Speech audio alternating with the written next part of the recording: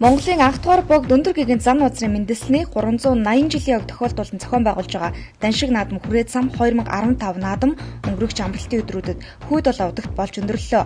Цамын ёс заншил утга учирыг Монголын сүсгтэй олон болоод гадаадын жуулчдад судлаачдад зориулан англи-монгол хэл дээр тайлбарлан хүргэсэн нь наадмын цар хүрээг илтгэж байсан юм а. Өнгөрөгч баасан гарагт 600 гаруй лам өглөөний 6 цагаас эхлэн Чингисийн талбайд нийслэлийн иргэд сүсгтэй олон түмэнд зориулж ном хүрсэн юм.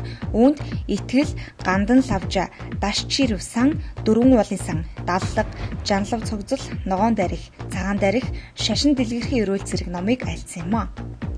Цэрэн тогтох хүүгийн бие сайжирч байгаа талаар өнгөрсөн 7 хоногт мэдээлсэн түүнийг өдөрт 2 цаг гадаа гарч болохыг эмчин зөвшөөрчээ. Цэрэн тогтох хүүгийн хувьд асж байгаа галаас 3 сартай дүүгээ аварч өөрөө 80% түлэгдэлтэй үлдсэн юм. Одоо түүнийг бүгд найрамдах Солонгос улсад эмчилж байгаа маа. Төв аймгийн Баян Өнжүүл сумын уугуул дэлхийн авраг, Гавьяат тамирчин Дэмбэрэл, Баян Цагаан сумын уугуул Гавьяат дасгалжуулагч Жамьяан сүрэн Асны нэрэмжит олон улсын байт харваныг тэмцээн өнгөрсөн амралтын өдөр 100 модхотод болсон юм а.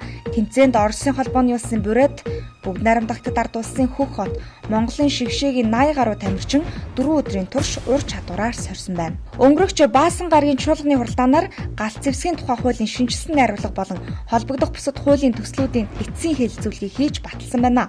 Хууль зүйн байнгын хорооны санал дүгнэлтийг улсын хурлын гишүүн оюун гэрэл танилцуулсан бөгөөд танилцуулгатай холбогдуулан асуулт асуух гишүүн байсангүй. Ингээд зарчмын зөрүүтэй болон найруулгын шинжтэй саналын томьёоллуудаар санал хураалт явуулан шинжилэн найруулсан галт зэвсгийн тухай хууль, уг хуулийг дагалдан өргөн мэдүүлсэн хуулийн төслүүдийг эцэслэн баталсан байна.